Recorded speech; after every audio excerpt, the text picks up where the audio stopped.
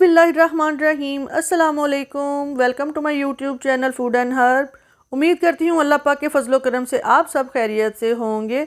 आज मैं आपके लिए बहुत ही मज़ेदार और जायके से भरपूर रेसिपी लेकर आई हूँ देगी यखनी बीफ पुलाव की। तो आइए चलते हैं अपनी रेसिपी की तरफ। मैंने 2 किलो बीफ ले लिया था, जिसके मैंने बड़े बड़े पीसेस करवा लिए थे। गोश्त मैंने कुछ हड्डी वाला लिया है और कुछ बगैर हड्डी के। हड्डी वाला गोश्त इसलिए लिया है कि इससे यखनी बहुत ही अच्छी बनती है और जिसकी वजह से पुलाव का जायका और भी अच्छा हो जाता है। गोश्त को अब प्रेशर कुकर में डालकर गला लेंगे। अब मैं इसमें शामिल करूंगी 1 अदद प्याज। प्याज मैंने दरमियाने साइज़ की ली है, जिसको मैंने बारीक बारीक काट लिया है। और इसके अलावा मैं इसमें शामिल करूंगी खड़े मसाले। खड़े मसालों में मैंने 2 पत्ते लिए हैं तेज़पात के, 3 अदद सब्ज़ इलाचियाँ हैं, 3 अदद मोटी इलाची है, काली साबुत मिर्च आधा टीस्पून, साबुत जीरा हाफ टी स्पून, साबुत धनिया आधा टीस्पून, लौंग 5 से 6 अदद हैं, साबुत लहसुन और 1 टेबल स्पून के बराबर, साबुत अदरक 1 टीस्पून के बराबर, नमक 1 टीस्पून और हल्दी हाफ टी स्पून के बराबर। इसके अलावा मैं शामिल करूँगी इसमें 2 कप पानी और फिर प्रेशर लगा देंगे। 30 मिनट गुजर चुके हैं और प्रेशर कुकर को अब हमने चूल्हे से उतार लिया है। मज़ेदार सी खुशबू फैल चुकी है। अब चेक करते हैं कि गोश्त किस तरह का पका है। गोश्त को अब हम माशाल्लाह से बड़ी अच्छी इसमें लुक इसकी नज़र आ रही है और गोश्त भी गला हुआ नज़र आ रहा है। इसको चेक करते हैं। गोश्त बड़ा अच्छा गल चुका है, माशाल्लाह से ये बहुत अच्छा गल चुका है। अब इसको अलहदा एक बर्तन में निकाल लेते हैं। गोश्त को अलहदा से निकाल लेंगे और इसकी यखनी को अलहदा से निकाल लेते हैं। अब मैंने कढ़ाई ली है और उसको चूल्हे पर चढ़ा लिया है और मैंने इसमें डाला है 1.5 कप के करीब कुकिंग ऑयल। आप चाहे तो घी का इस्तेमाल भी कर सकते हैं, मैंने यहाँ पे कुकिंग ऑयल का इस्तेमाल किया है। ऑयल को बहुत अच्छी तरह से गर्म होने देना है ताकि इसमें प्याज फ्राई किए जा सके। प्याज मैंने लिए हैं 3 अदद, जिनको मैंने बारीक बारीक काट लिया था और अब इनको मैं फ्राई करूँगी प्याज को। अब चम्मच चलाते हुए प्याज को फ्राई करना है हमने। और एक बात याद रखनी है कि जब हम प्याज फ्राई करें तो चम्मच मुसलसल चलाते रहना है। तो 15 मिनट तकरीबन हो चुके हैं, कलर आ चुका है। अब मैं इसमें फिर खड़े मसाले शामिल करूंगी। मैंने 3 अदद सब्ज़ इलाची ली है, आधा टीस्पून साबुत काली मिर्च ली है, आधा टीस्पून ही साबुत जीरा लिया है, आधा टीस्पून साबुत खुश्क धनिया लिया है, 3 पत्ते दारचीनी, 7 से 8 अदद लौंग हैं, जवित्री 2 छोटे टुकड़े हैं, फूल बादियान आधा, जायफल 1 चुटकी।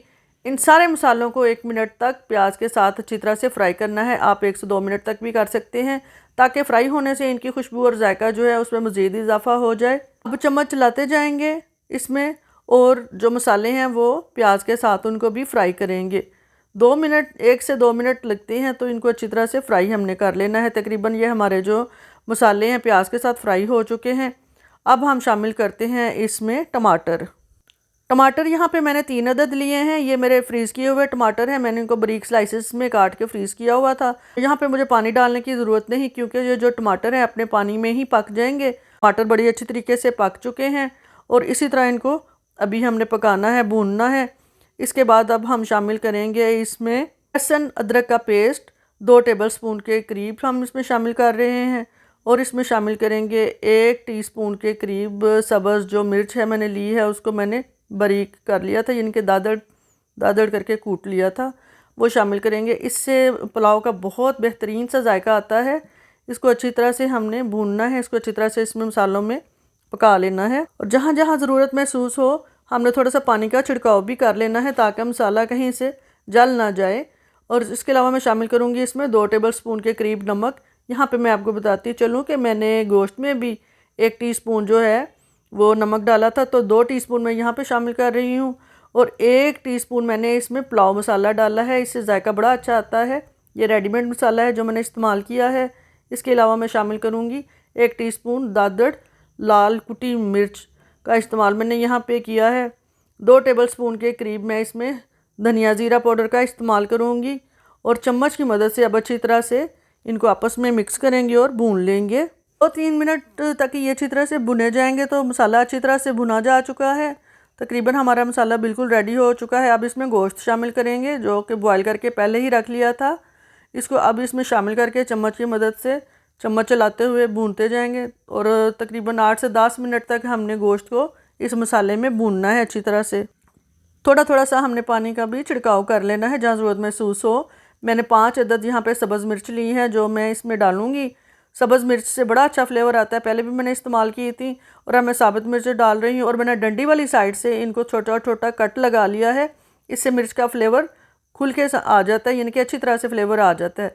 अब मैं शामिल कर रही हूँ इसमें यखनी और पानी शामिल करूँगी। ये मैं अपने चावलों के मुताबिक शामिल करूँगी। 3 कप पुराने मैंने चावल लिए थे सुपर बासमती के, जिनको मैंने पकाने से 1 घंटा पहले धो के भिगो लिया था। उसके अकॉर्डिंग इसमें मैं 5 कप जो है यखनी समेत पानी शामिल कर रही हूँ। इसके अलावा मैंने इसमें पल्प का इस्तेमाल किया है, इमली के पल्प का। इसमें 7 से 8 दाने मैंने इमली के आधा कप पानी में भिगो के रख दिए थे आधा घंटा पहले, वो मैंने शामिल कर दिए हैं और ढक के रख दिया है। पानी बॉयल हो रहा है अच्छी तरह से, इसको अच्छी तरह से बॉयल होने देंगे, क्योंकि अब हमने इसमें चावलों को शामिल करना है। अच्छी तरह से चम्मच हिलाएंगे। गोश्त इसमें अच्छी तरह से मज़ीद जो है वो पक रहा है। अब शामिल करेंगे इसमें चावल। सुपर बासमती के चावल हैं, ये तकरीबन 3 कप हैं, जिसको मैं पहले बता चुकी हूँ कि मैंने पहले ही भिगो लिया था साफ़ करके, और इसको शामिल किया है। और चम्मच की मदद से अब अच्छी तरह से चावलों को यखनी वाले पानी में अच्छी तरह से मिक्स करेंगे और उसको पकने के लिए रख देंगे। यहाँ पे मैं कुछ देर के लिए इसको ढक के रख रही हूँ, तकरीबन 6 से 7 मिनट के लिए। हम ढक्कन उठा के देखते हैं, पानी काफ़ी खुश्क हो चुका है, क्योंकि आंच नीचे तेज़ है। इसका फ्लेम जो है थोड़ा सा मैंने हाई रखा है। अब पानी में बबल बनना शुरू हो चुके हैं, तो अब हम काली मिर्च का इस्तेमाल करेंगे। काली मिर्च मैंने 1 टीस्पून तकरीबन ली है और जिसको मैं ऊपर स्प्रिंकल कर रही हूँ। अच्छी तरह से बन रहे हैं और अब ऐसे ही पानी के खुश्क होने का हमने इंतज़ार करना है। इसके लिए मैं फिर ढक के रख रही हूँ। इस पर ढक्कन हमने उठा लिया है चावलों से, तो अब पानी बिल्कुल खुश्क हो चुका है। बहुत मज़े की खुशबू आ रही है और बहुत ही अच्छे ये जो पुलाव की डिश तैयार हो चुकी है। मैं आपको दिखाती हूँ यहाँ पे चावल कितने खूबसूरत निखरे निखरे नज़र आ रहे हैं। इसको देखते हैं चेक करके, और ये गल भी बहुत अच्छी तरह से गए हैं माशाल्लाह से, बड़ी अच्छी। और यकीनन इंशाल्लाह ये डिश बहुत पसंद आएगी। मुझे कमेंट सेक्शन में बताइएगा आपको मेरी ये वीडियो पसंद आए तो मेरे चैनल फूड एंड हर्ब को सब्सक्राइब कर दें। मैं के लिए अल्लाह हाफिज़।